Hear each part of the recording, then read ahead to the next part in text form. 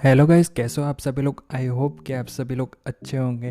तो गाइस आज हम करेंगे स्नैपसीड में न्यू कलर इफेक्ट एडिटिंग। तो गाइस सबसे पहले हम फोटो को शेयर कर लेंगे स्नैपसीड ऐप में।